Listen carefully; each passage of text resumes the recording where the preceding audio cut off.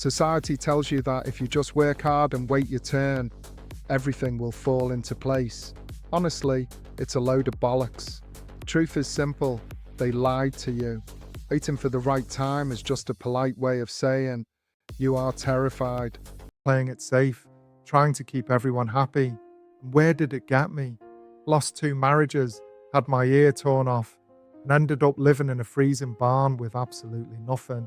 Remember sitting there thinking, honestly, things couldn't get harder, could they?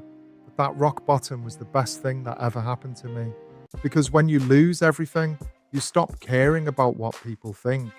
Realize that success without struggle is just a waiting room for a breakdown. The system wants you soft, worried about opinions that don't even matter, and paralyzed by the avoidance tax. Stop negotiating with your fear. The perfect moment does not exist. You are still waiting for permission to live your life. The clock is ticking. So what?